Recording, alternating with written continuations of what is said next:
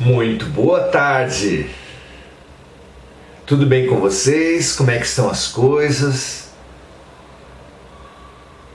Tudo bem por aí? Estamos próximos da Páscoa. E a Páscoa é um momento especial. É um momento sagrado. Dentro do judaísmo, é mais importante do que dentro do cristianismo, nas sociedades cristãs. Costumamos dar um valor convencional, aliás, para o Natal também, para diversas outras datas fundamentais.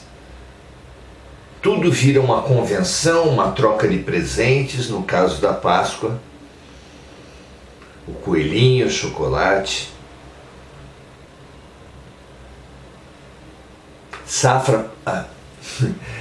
Páscoa, porém, fala de sacrifício.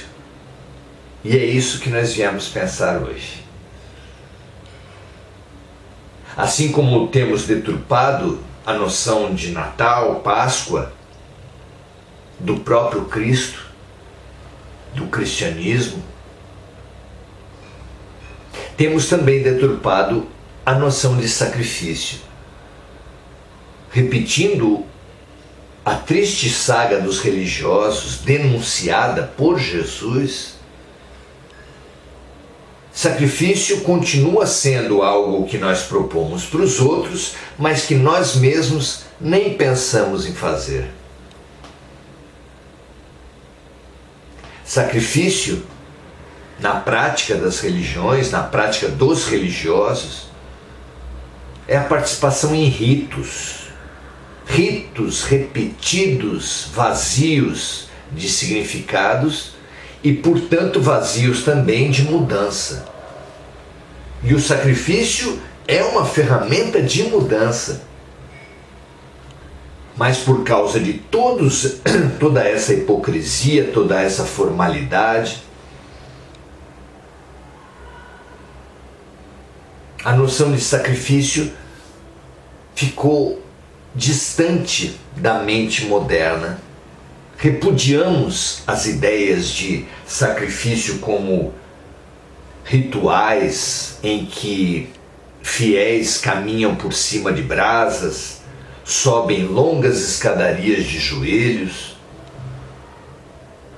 Há mesmo que cristãos, ou autoproclamados cristãos, que se amarram em cruzes, carregam cruzes a título de sacrifício. Mas esse sacrifício serve à mudança? Se não serve, não é sacrifício. Se não serve à mudança, serve apenas a uma barganha no contexto da promessa. Eu vou parar de fazer isso e peço para Deus aquilo.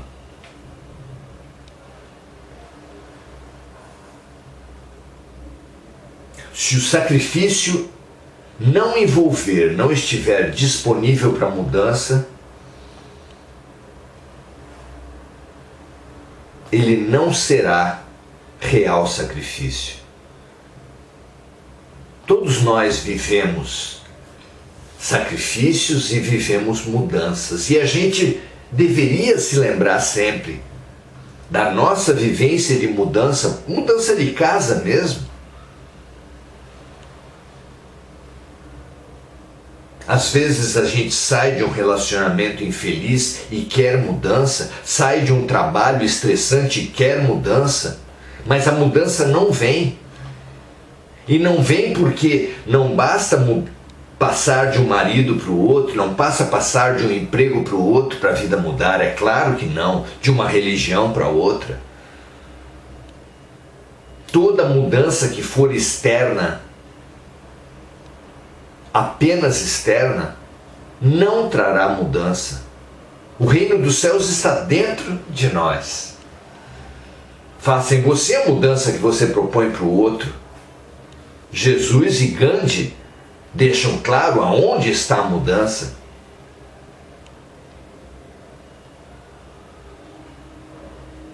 Precisamos perceber que a mudança se dá a partir de um estágio de acomodação, para então, incomodados, nós nos mobilizarmos à mudança. São os incomodados que se mudam. Essa frase é fantástica. O senso comum foi muito feliz ao forjar essa frase.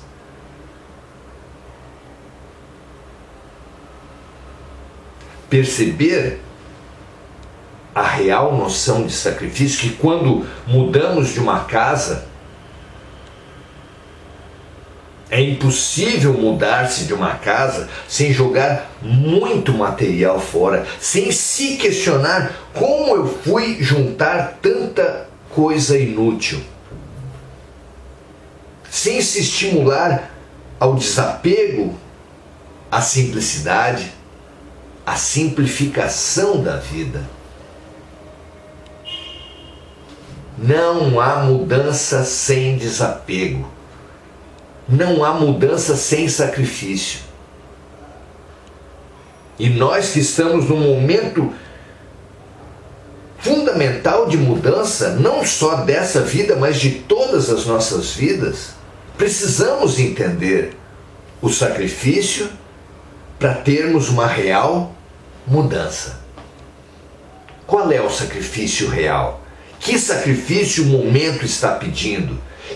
Que sacrifício Deus, Jesus nos propuseram com essas situações agora?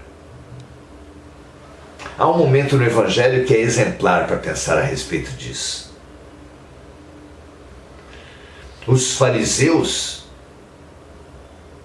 tanto os fariseus quanto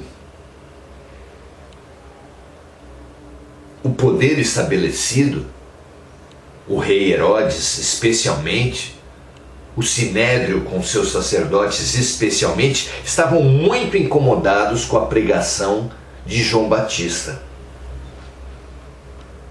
Ele tinha diversos discípulos, muita gente acorria ao batismo de João Batista, às pregações de João Batista,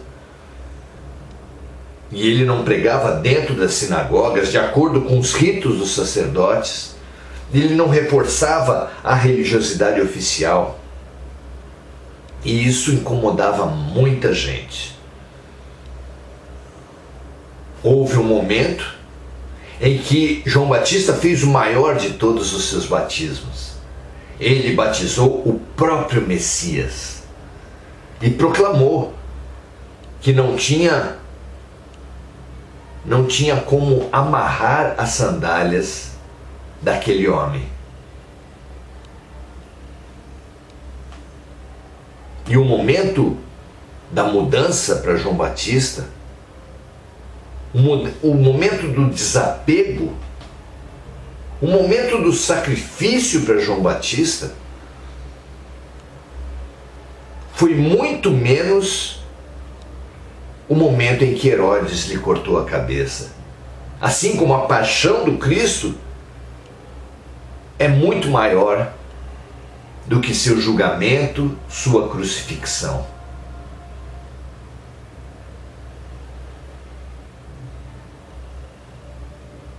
Assim como os Espíritos nos relatam que para Jesus, um espírito de imensa hierarquia, que já tinha perdido inúmeros corpos espirituais, para ele poder reencarnar, precisou descer, reconstituir, materializar-se. Alguns falam em 1000 anos nesse processo de rematerialização, muito mais sacrificial do que sua morte. João Batista também foi chamado ao sacrifício. Os fariseus, os detentores do poder estabelecido, que já se sentiam confrontados por João e já começavam a não gostar também de Jesus, imaginaram na sua sagacidade um meio poderoso de eliminar os dois adversários. O que deveriam fazer para eles para eliminar os dois adversários e saírem limpos, saírem fortalecidos dessa eliminação? Porque tanto João quanto Jesus já eram muito populares, e se eles os atacassem diretamente, ficariam mal vistos pelo povo. Então, na sua sagacidade, eles imaginaram mexer com a vaidade, jogar um contra o outro. Assim, eles se destroem e nós passamos, e nós mantemos as nossas posições, as nossas acomodações, as nossas conveniências. Como são perspicazes as sombras, não é? E chegaram até João Batista e falaram assim: João, aquele a quem tu batizaste está logo adiante, pregando para muito mais gente que você. Olha só,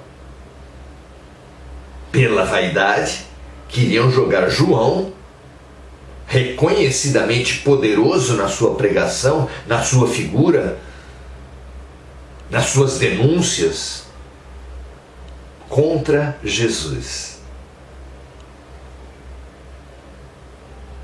E João respondeu a essas víboras,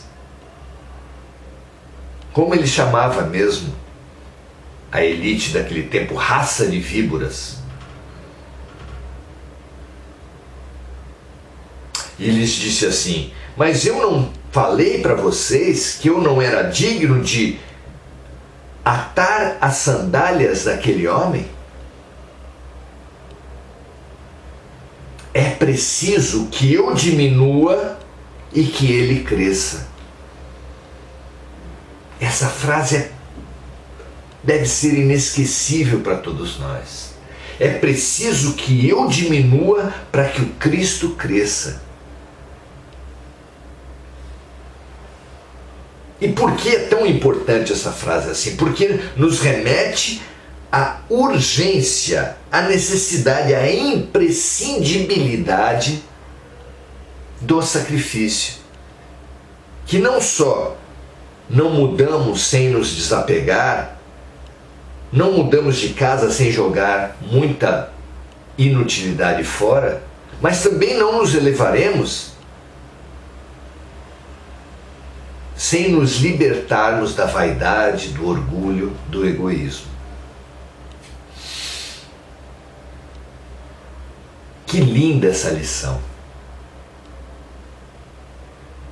É preciso que eu diminua e que ele cresça, nos remete ao duplo eu, antiga, iniciática, profunda verdade, que diversas disciplinas trazem até nós. O budismo fala do eu maior e do eu menor. Paulo de Tarso fala do homem novo e do homem velho. A filosofia mais essencial fala da aparência e da essência. A própria psicanálise fala do ego e do self, dois eus, porque ego é eu e self é eu também. Nós temos dois eus. E naquele momento solene em que João Batista era instigado na sua vaidade, no seu eu aparente, na sua conveniência, no seu orgulho, a se voltar contra Jesus, ele nos deixou a humanidade de todos os tempos, um caminho fabuloso. É preciso que esse eu, que a maioria supõe ser ele, esse eu com o qual nos identificamos, esse eu que é base de todas as violências, ele precisa diminuir.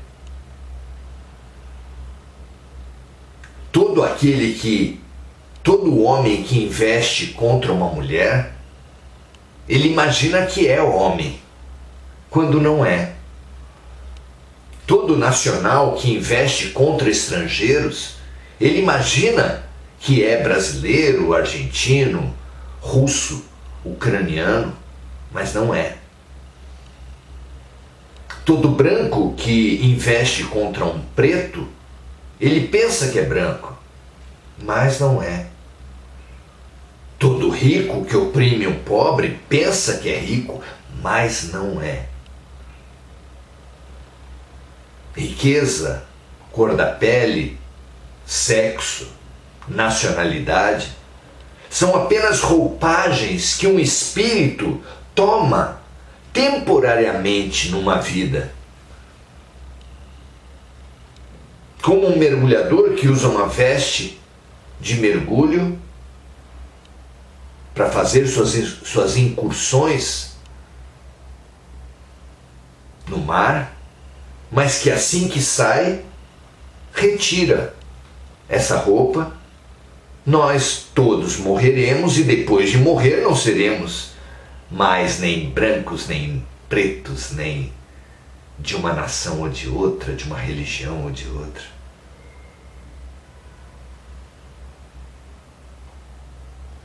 Esse eu aparente, base de toda a violência, de todo o conflito, de toda a paralisia da alma que nós temos vivido com tanta intensidade, porque nos apegamos ao que perece e esquecemos o que permanece, nos apegamos, nos identificamos com o eu aparente, como um louco que pensa ser a roupa que veste, que deixamos de perceber o nosso verdadeiro eu. Para todos nós que estamos afundados nessa ilusão do falso eu, nesse apego, nessa identificação com a roupagem momentânea, com a máscara que nos impede de ver o rosto, todos nós precisamos demais ouvir João Batista, aquele que Jesus disse ser o maior entre os nascidos de mulher.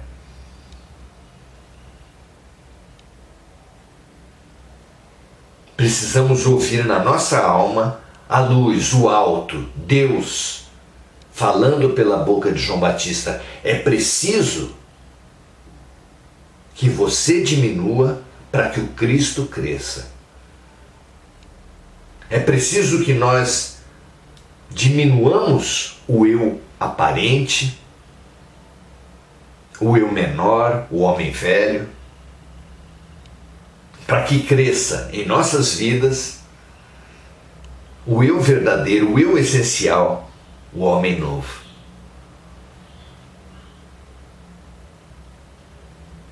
Esse é o movimento da verdadeira evolução.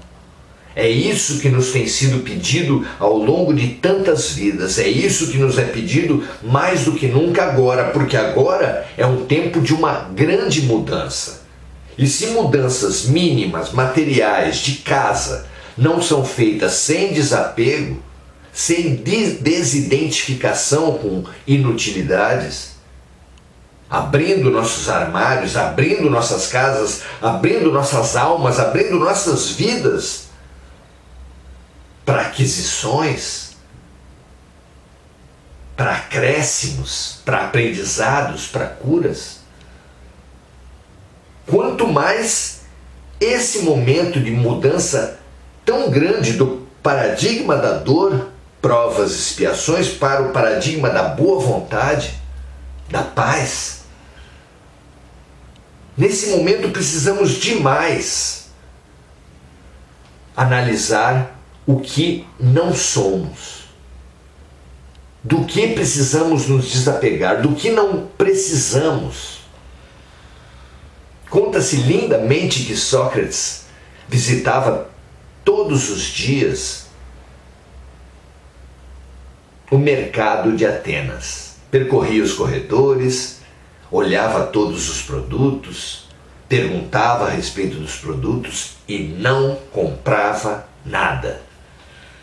Até que houve um momento em que um dos vendedores, instigado pela curiosidade, desafiado pela atitude do grande filósofo, questionou: por que dessa atitude? Por que o senhor vem aqui todos os dias, olha tudo, pergunta sobre tudo e sempre sai sem comprar nada? E Sócrates teria dado a seguinte resposta: porque eu venho até esse mercado não para comprar. Eu venho para ver a multidão de coisas que eu não preciso. A multidão de coisas que eu não preciso. Nesse momento que nós somos entupidos por falsas necessidades, instigados pela sociedade de consumo a nos perturbar e a perturbar os outros numa competição maluca por quem tem mais, por quem parece mais, precisamos demais dessa consciência de tudo que nós não precisamos, de tudo que nós não somos.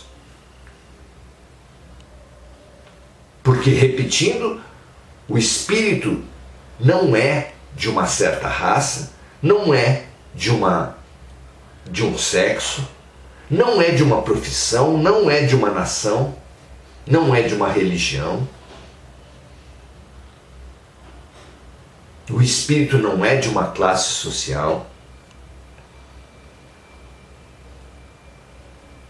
Essas são apenas vestimentas momentâneas, às quais não devemos, não podemos nos apegar, exatamente para perceber as lições essenciais que estão por trás de nascer homem ou mulher, branco ou preto, rico ou pobre, brasileiro ou estrangeiro. Estar no mundo sem ser do mundo, como Jesus pediu em sua oração por nós. Estar no corpo sem ser do corpo, podemos parafrasear. Estar na matéria, mas com foco no espírito, é o nosso grande desafio. Não parece assim para vocês? Colocarmos-nos nessa perspectiva é libertarmos-nos da ilusão. Conhecereis a verdade e a verdade vos libertará. Sem essa libertação, sem essa mudança, sem esse desapego, sem essa desidentificação com as ilusões, sem esse sacrifício das aparências em nome da essência, da matéria em nome do espírito, não haverá mudança em nossas vidas. Não adianta nos apresentarmos cristãos, espiritualizados. Não será pelos rótulos, mas pela atitude concreta, pelos valores que orientarem nossas vidas, pelos apegos que formos capazes de transformar, que nós mostraremos nossa boa vontade, nossa lucidez e nossa coragem de mudar verdadeiramente para a luz.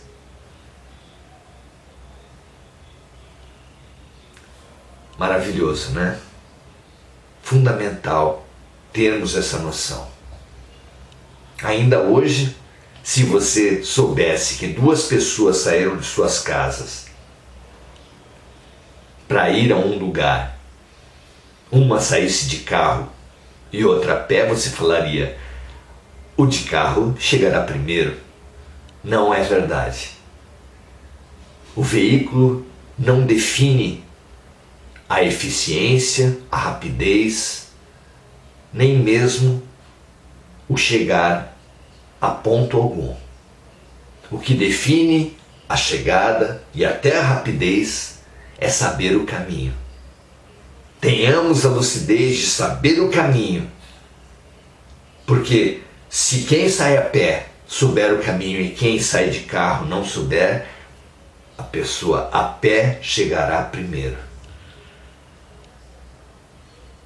Tenhamos essa clareza, investiguemos essa clareza, desafiemos nossas programações, nossos GPS, nossos mapas, nossas bússolas tão equivocadas que nos têm feito perder.